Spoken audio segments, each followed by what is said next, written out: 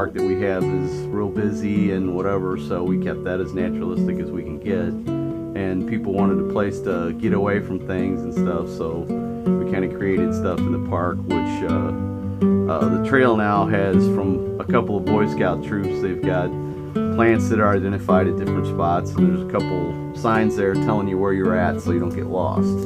But basically just to keep it as close to nature as possible.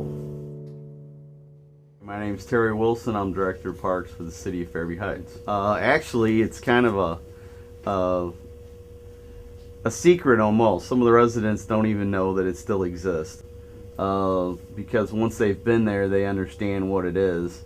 They're not the ones playing the baseball games or wanting to play tennis or, you know, do the everyday hubbub that most people would do at a picnic. These are the ones that come out and want to go for a hike or want to fly a kite, or don't need anymore, you can take they your can dog just go out there. play in the woods or with a glider or a kite or, you know, just about anything.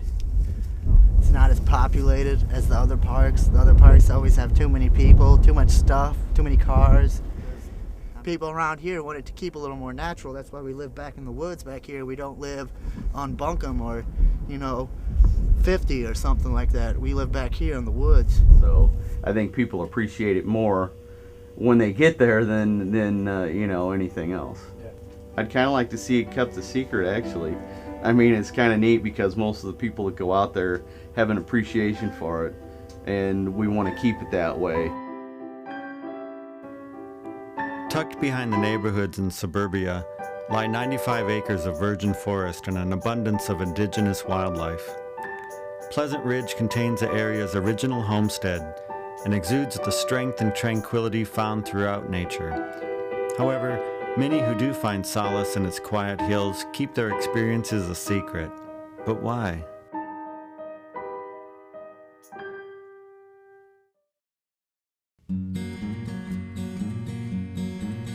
What'd you hear about that new strip mall with all those new stores in it?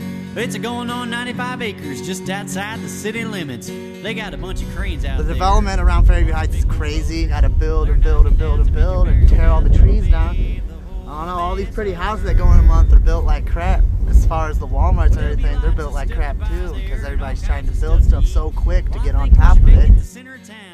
I mean, you seen what they did with the old shopping mall. They destroyed a church in order to make it bigger. What do they got there now, a Red Robins?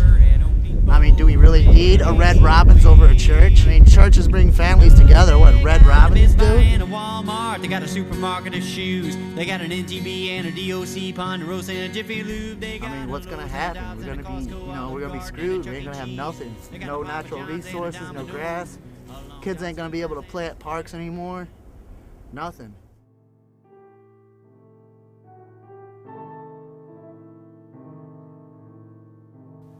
In St. Clair County, one of the fastest growing regions in the country, fields become shopping centers and subdivisions seemingly overnight.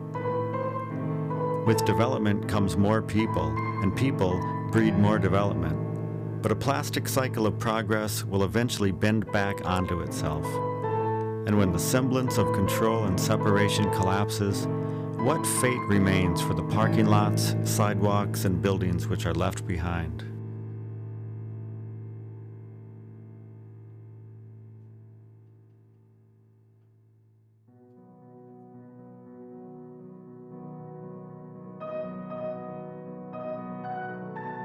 And less than 2 miles from the center of urban expansion lie ruins from the baby boom, overgrown and forgotten. What could the future hold for this habitat?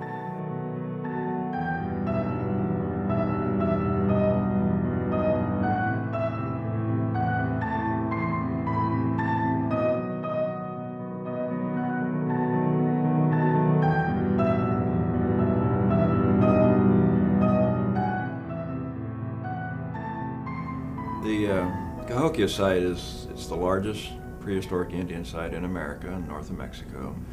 During its peak period, somewhere probably between 11 and 1200 AD, as many as 10 to 20,000 people lived here. So it was more than just a village or a tribe. We use the term city when we talk about Cahokia. By 1400, the site had been essentially abandoned, but it was a gradual process. And we think there's several factors that are involved.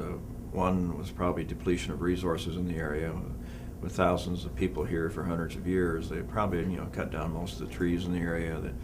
There are fields where they were growing crops. Probably eventually the nutrients are probably being depleted as well. Well, after the site was abandoned, there's a sort of a natural succession of various types of plant life that sort of takes over when people leave. And a lot of the things we refer to as weeds, would sort of take over first. And so when the early settlers came to this area, it was essentially devoid of any evidence of buildings, although the mounds were still in existence. Because nature keeps trying. I mean, even after we go to sleep and we give up or we take a rest, nature doesn't. It just keeps going and it keeps rebuilding and it keeps healing everything that we fucked up. No matter how bad we fuck something up, nature's still going to try to fix it. It is impossible for man to separate from nature. Houses will erode, complex cities will be reduced to rubble, and great empires will collapse.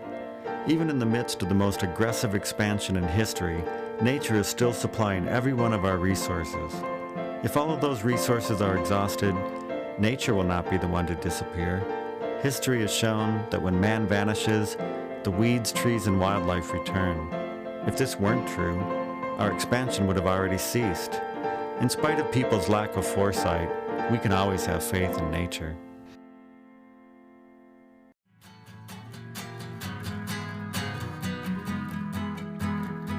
I've passed my thoughts on into nature. I've let them blow to unknowns.